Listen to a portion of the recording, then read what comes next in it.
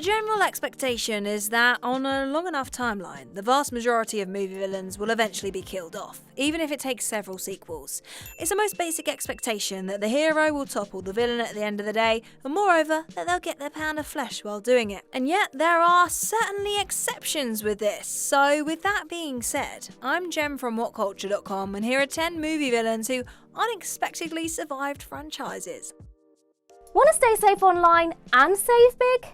Get up to 76% off a 2-year NordVPN plan, plus 4 months free and up to a $50 Amazon gift card.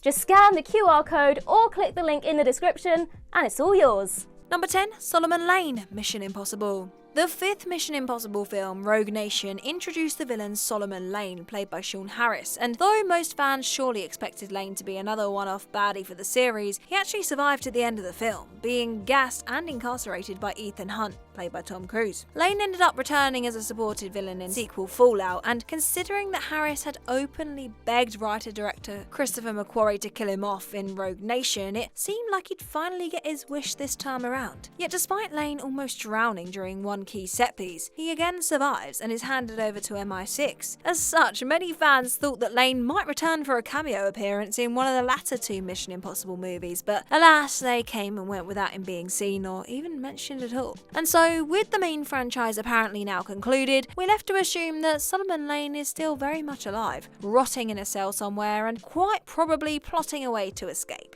Number 9, The Freaks, Death Wish. The entire 5-film Death Wish franchise was propelled into existence by the murder of architect Paul Kersleys, played by Charles Bronson's wife, and the horrific assault of his daughter during a home invasion. The 3 criminals responsible, or freaks as the movie calls them, one of whom is played by a young Jeff Goldblum, are what motivates Kersey to become a gun-toting vigilante who cleans up the streets of New York City. And yet, this particular trio of freaks exit the movie after ruining Kersey's life and are never actually seen again. While you might assume that one of the sequels might see Kersey finally track him down, never happens. They just get away with it scot-free and that's that. Sure, you can argue that criminals this depraved would probably end up crossing the wrong person eventually and pay for it with their lives, but considering how thoroughly they wronged our protagonists, it's actually pretty shocking that they never got their on-screen comeuppance, as realistic as outcome as that is. Number 8, Dr. Henry Wu in Jurassic Park. Dr. Henry Wu, played by B.D. Wong, was introduced in Jurassic Park as the park's lead geneticist, a vital component in the dinosaurs' creation and the chaos that followed, but not inherently villainous from the outset. Wu finally returned to the series in the 4th film, Jurassic World, where his continued dabbling in the world of genetically modified dinosaurs made him decidedly less sympathetic, especially when it's revealed that he helped create the Indominus Rex as a weapon. Wu spends the next 2 movies working with incredibly awful people, and by the time Jurassic World Dominion comes around, he's engineered giant locusts which allow his employer, Lewis Dodgson, played by Campbell Scott, to hold the world's food supply hostage. Now, Wu does have a change of heart at film's end, but does that undo all the death and destruction he's had a role in causing? Though Wu's turnaround might have felt more convincing if he sacrificed himself in order to save the day,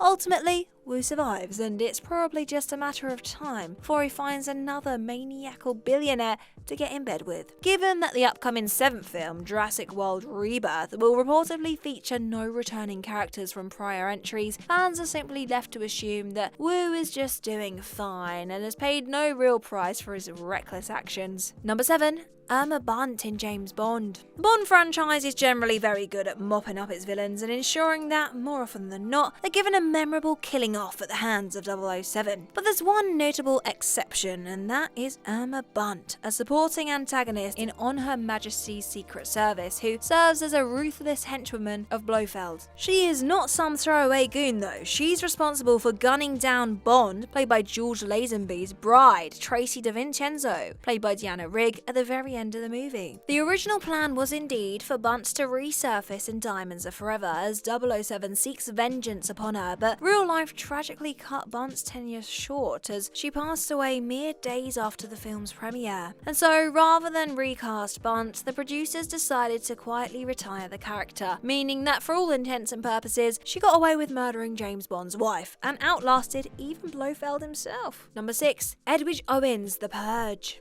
The third entry into the Purge franchise, Election Year, introduces one of its most monstrous villains yet. A minister and presidential candidate for the fascist political party, the New Founding Fathers of America. As a high-up member of the NFFA, Owens is an emblem for the hate and racism the party's known for, using the Purge as an excuse to rid the US of those they deem undesirable. And if this isn't bad enough, he also plots to have political rival Charlene Roan, played by Elizabeth Mitchell, assassinated, and as a religious tyrant holds a midnight mass on Purge night where he orders the slaughter of innocent folk. There wasn't a single shred of doubt then that Owens would get horribly killed by the film's end, and yet just never happens. Owens' congregation is largely wiped out for sure, but Roan decides to spare his life so we can watch her defeat him in the election, which she does. Even so, we infuriatingly never saw Owens pay any sort of mortal price for his sick crimes. Number 5. Brenda Bates, Urban Legend. Cult slasher flick Urban Legend concluded by revealing that the killer was actually Brenda Bates, played by Rebecca Gayheart, all along, who had been seeking murderous revenge for a car accident which killed her fiancé and high school sweetheart. Though Brenda is presumed dead during her final confrontation with protagonist Natalie, played by Alicia Witt, the final scene hilariously reveals that she somehow survived and seemingly is plotting another killing spree at another uni. Brenda, however, only appears briefly in sequel Urban Legend's final cut, showing up for a cameo in the final scene where she's seen working as a nurse and heavily implies that she might team up with the new killer, Professor Solomon. But the third and final film in the series, Urban Legend's Bloody Mary, doesn't feature Brenda at all, leaving fans to wonder precisely what she might be up to today. In the very least, she's presumably still alive, and with a franchise reboot being announced back in April, we can only hope the IP might get the recall treatment, with Brenda being brought back into the fold. Number 4. Lutheros Machete. The second Machete film, Machete Kills, introduces a villain who makes every other antagonist in the two movies seem positively sane by comparison. Maniacal weapons inventor Luther Voss, played with a sadistic glee by Mel Gibson. Voss's bonkers plan involves manipulating extremists around the world to nuke each other to oblivion while he escapes into space, where he intends to rebuild his own perfect society. Seems like a given that Voss will end up cleaved in half by machetes, played by Daniel Trejo's blade, by the end of the movie, except Machete Kills actually ends on a cliffhanger. Sure, Machete stops the mutually assured destruction gambit from happening, but Voss still flees into space, albeit with a severely burnt face, after which he dons a metallic silver mask. The very end of the movie teases a third film, Machete Kills Again, in space, where Machete will take Voss down once and for all, with Voss allegedly being played by DiCaprio this time, but due to Machete Kills flopping at the box office, this planned sequel was swiftly cancelled. And so, for all we know, Voss is still hanging out in space, doing his thing, and slowly building a civilization. Let us know what you think in the comments below, and while you're there, drop us a like, share, and subscribe too. Number 3.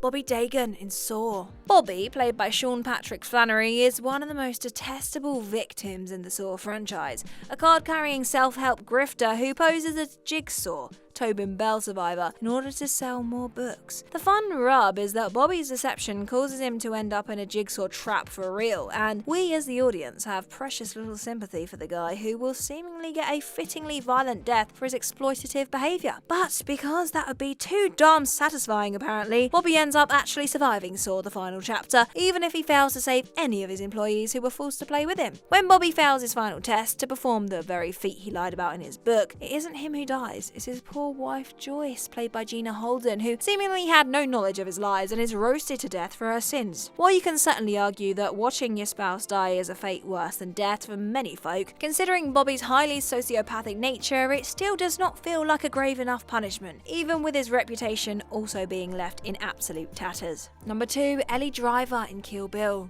It seemed like an absolute given that Driver, played by Daryl Hannah, would die a horrible death at the hands of the bride, played by Uma Thurman, in Quentin Tarantino's Kill Bill duology. After all, she was ranked 4th on the bride's kill list, ahead of only Bill himself, basically making her the penultimate boss for the bride to topple. The confrontation certainly does not end well for Driver, admittedly, who has her one remaining eye plucked out by the bride, leaving her blindly scrambling around inside Buzz, played by Michael Madsen's, trailer with a black mamba on the loose. abuse. Though her fate is seemingly left ambiguous, cemented by a question mark next to her name in the end credits, Tarantino himself actually confirmed that she's still alive in a 2021 interview on the Joe Rogan Experience. Casting aside any doubts, Tarantino plainly said, "Driver's still out there," when discussing possible plots for a third Kill Bill. And considering the overpowering unlikelihood that the director's apparently final upcoming film will indeed be Kill Bill Volume 3, it's safe to say that Driver inexplicably survived the franchise to fight another day. Number 1. Norman Nordstrom. Don't Breathe.